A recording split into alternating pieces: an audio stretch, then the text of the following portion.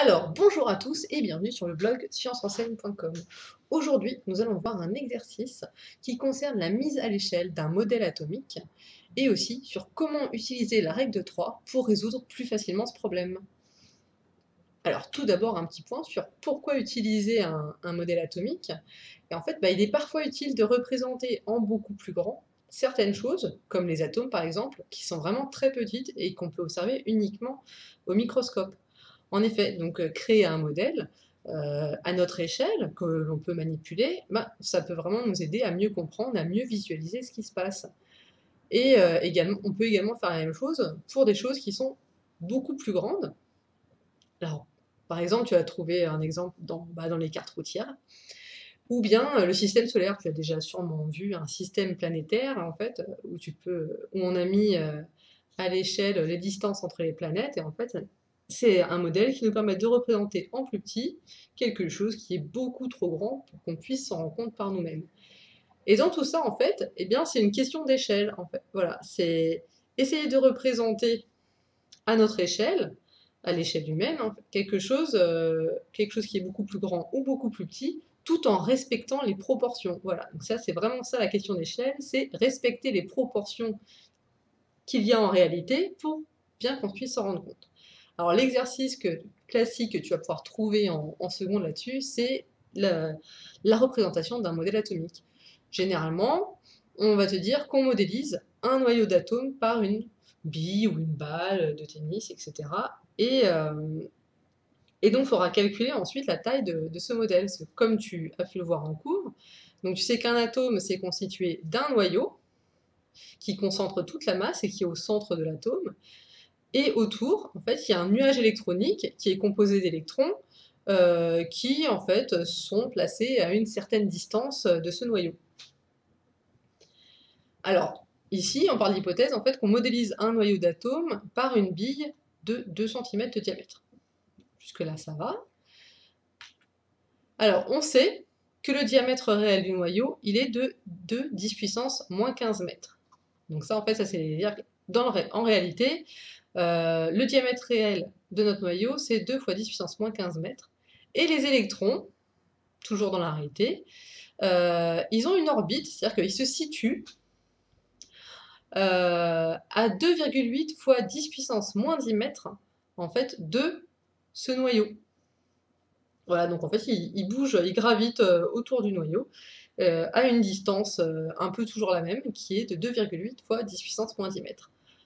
Alors ça, ce sont des données qui sont toujours données dans l'exercice, et la première chose que tu peux remarquer, en fait, ça va être la différence d'ordre de grandeur entre les deux, entre le diamètre du noyau et l'orbite des électrons. Et tu te rends compte que là, c'est 10 puissance moins 15, et ici, 10 puissance moins 10.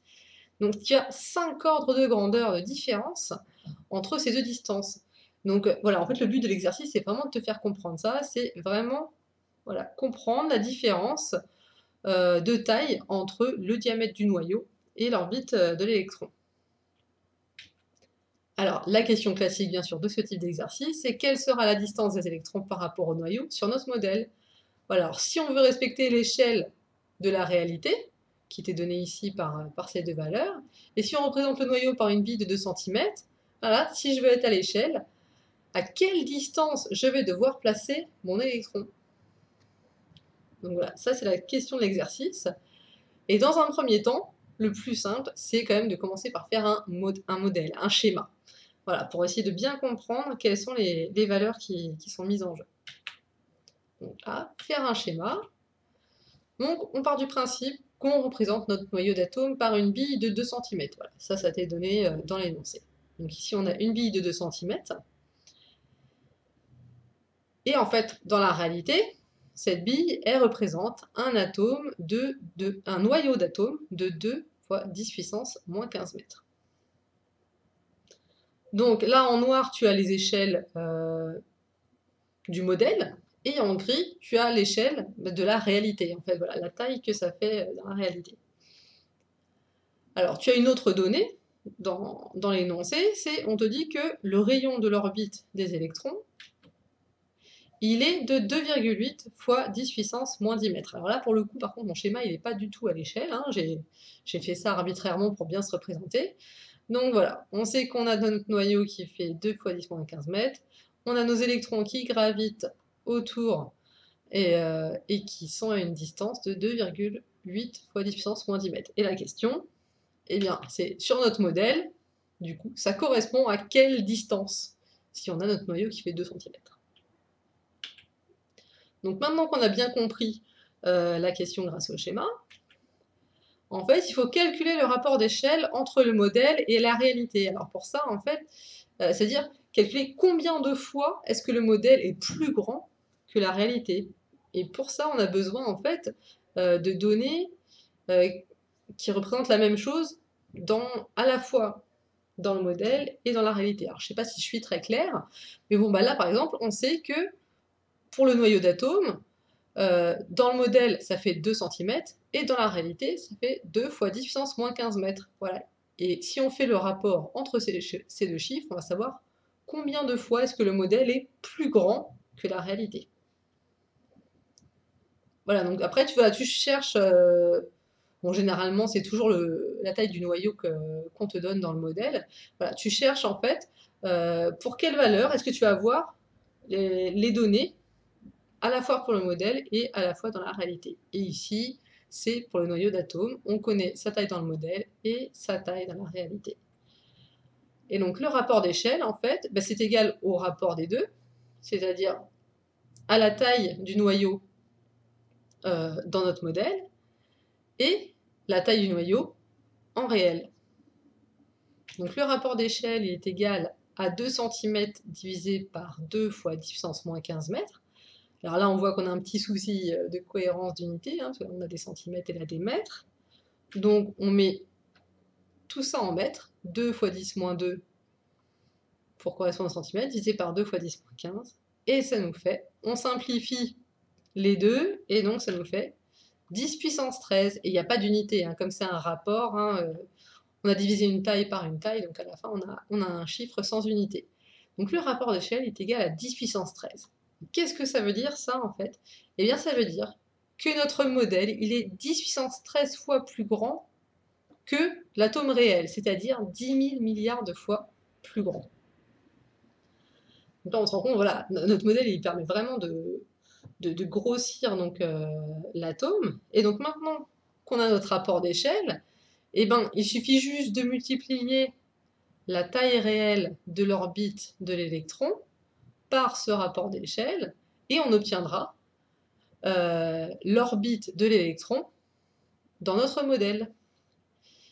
Et donc il n'y aura plus qu'à calculer la distance réelle de l'orbite de l'électron, qui est égale à 2,8 fois 10 moins 10, donc qui est l'orbite réelle, fois 10 puissance 13, qui est en fait la mise à l'échelle du modèle, c'est-à-dire que voilà, dans notre modèle, tout est 10 puissance 13 fois plus grand, ce qui est égal à 2,8 10 puissance 3 mètres, soit 2,8 km. Voilà. Donc là, c'est vraiment assez impressionnant. Donc tu te rends compte que si jamais tu veux modéliser ton noyau d'atome par une bille de 2 cm, que tu la places dans tes mains, et bien l'électron, il va se balader quelque part à 2,8 km de ta main. Donc voilà, à 2,8 km de toi. Donc c'est vraiment impressionnant. Et ça permet de bien comprendre la notion d'échelle entre le noyau de l'atome et les électrons. Donc ça y est, maintenant tu as ton résultat. Et comme je te l'avais dit au début, en fait, on va avoir une petite astuce avec la règle de 3 pour pouvoir résoudre plus facilement cet exercice. Donc, parce que là, je t'ai vraiment donné donc, un peu le fil conducteur, vraiment ce que les professeurs en gros attendent dans ta copie, donc vraiment le détail de la réflexion, le détail des étapes. Mais il y a un moyen plus rapide de faire le calcul, ou en tout cas d'être sûr de ne pas se tromper, parce que c'est vrai que souvent dans ces rapports d'échelle, on peut vite se tromper entre qu'est-ce qui est dans le modèle, qu'est-ce qui est dans la réalité, et puis finalement peut-être se tromper entre par exemple entre l'électron, entre la taille du noyau, etc. Donc c'est assez facile de faire des erreurs d'étourderie dans ce type de calcul. Et puis c'est vrai que là, comme ça, à tout détailler, c'est assez long, donc d'abord calculer le rapport d'échelle, et ensuite remultiplier la distance, etc. Et donc il y a une astuce, enfin sûrement que tu as déjà vu au collège, qui s'appelle la règle de 3 ou le produit en croix. Alors qu'est-ce que c'est un petit rappel pour savoir ce que c'est. Et en fait, pour avoir rapidement une idée du calcul à effectuer, donc si tu es un petit peu perdu pour savoir s'il faut diviser, multiplier, est-ce que c'est plus petit, plus grand, etc. Des fois, on a un petit peu les idées embrouillées avec ce type de problème. Et bien en fait, c'est très rapide de faire une règle de 3 ou un produit en croix au brouillon. Voilà, ça prend 1 minute et ça permet vraiment de bien clarifier les idées. Après, par contre, généralement, c'est pas très apprécié des professeurs parce que justement, il n'y a pas de développement derrière. C'est-à-dire que c'est pas une réflexion. Euh, voilà, si tu dis juste, ah bah voilà, moi j'ai fait un produit en croix, hop hop hop, et bien ça marche. Alors certes, tu auras le bon résultat, mais je sais d'expérience que les professeurs n'aimaient pas trop ça quand je faisais ça sur mes copies. Parce que bah voilà, justement, tu triches un petit peu. C'est-à-dire que bah, certes, ça permet de savoir facilement quel calcul on doit faire, mais tu n'auras pas forcément fait la réflexion de savoir pourquoi tu l'as fait. Voilà, tu as juste appliqué l'astuce. Mais bon, c'est quand même très pratique. Alors, qu'est-ce que c'est le principe de la règle de 3 ou du produit en croix? Eh bien, en fait, c'est de faire un tableau qui te permet en fait de classer les différentes données que tu as dans ton énoncé. Donc là, par exemple, alors c'est un tableau que tu peux faire dans les deux sens, hein, mais il faut bien respecter les lignes et les colonnes pour être sûr que bon, bah voilà, tu vas pas t'emmêler les pinceaux dans les données. Donc là, par exemple, j'ai fait avec le problème qu'on avait tout à l'heure, j'ai fait un tableau avec les tailles qui étaient réelles et les tailles du modèle. Alors, on savait que pour la taille, en tout cas le diamètre du noyau, on savait qu'en réel, ça faisait 2 fois 10 puissance moins 15 mètres, mais que sur le modèle, c'est égal à 2 centimètres. Donc ici, on a 2 fois 10 moins 2 mètres. Enfin, pour les électrons, on savait que leur orbite, en réalité, elles étaient à 2,8 fois 10 moins 10 mètres. Mais par contre, bah voilà, c'est le but en même temps du problème, et ben on ne savait pas sur le modèle à quelle distance ça correspondait. Et donc bah là, en fait, c'est très facile. Et en fait, la théorie du produit en croix nous dit que le produit de ces deux cases, c'est-à-dire si on multiplie les valeurs de ces deux cases, c'est égal au produit de ces deux cases. Voilà.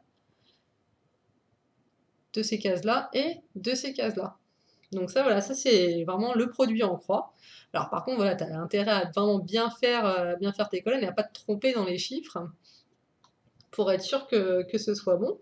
Mais bon, là c'est vraiment, en gros, c'est je mets les données de l'énoncé dans un tableau, réel, modèle, noyau, électron, et ensuite ça me permet donc très vite de savoir ce qu'il faut faire. Et aussi, n'oublie pas la cohérence des unités, parce que c'est sûr que si tu commences à mettre dans une ligne, ah bah finalement le noyau, je vais exprimer ça en centimètres, et puis après, ah bah ici, je vais mettre ça en mètres. Bon, là tout de suite, ça va commencer à être le pataquès, et tes multiplications, bah, ça donnera pas forcément un résultat très juste. Donc voilà, fais attention quand même à la cohérence des unités, même si ça paraît simple, faut pas s'emballer, quand même faire ça assez proprement.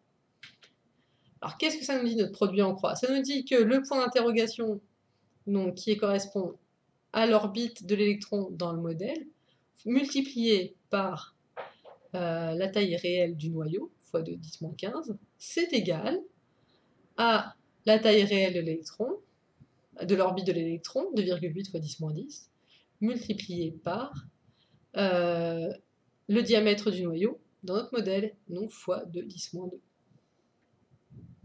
Bon bah là, il y a juste quelques petites manipulations mathématiques. Hop, on fait passer le 2 10-15 de l'autre côté. Donc, en fait, la distance qu'on cherche, donc l'orbite de l'électron dans le modèle, c'est égal à 2,8 10-10 fois 2 10-2 divisé par 2 10-15. Bon, ça, jusque-là, pas trop de difficulté, c'est juste une petite manipulation mathématique. Et donc, bah là, il n'y a plus qu'à faire le calcul.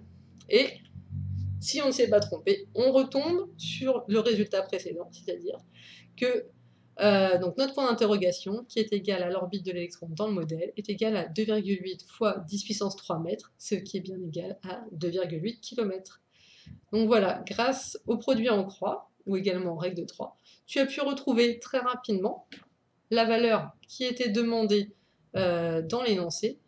Mais n'oublie pas, c'est une astuce que tu peux faire au brouillon. Voilà, donc généralement les profs sont vraiment pas super contents quand on fait ça, parce que comme tu vois, voilà, c'est rapide, finalement on sait même pas trop si tu comprends ce que tu fais.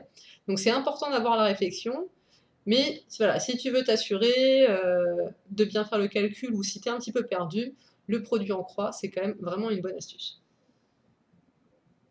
Donc merci d'avoir écouté cette vidéo, j'espère qu'elle t'a apporté pas mal de solutions, et à bientôt sur scienceenseigne.com.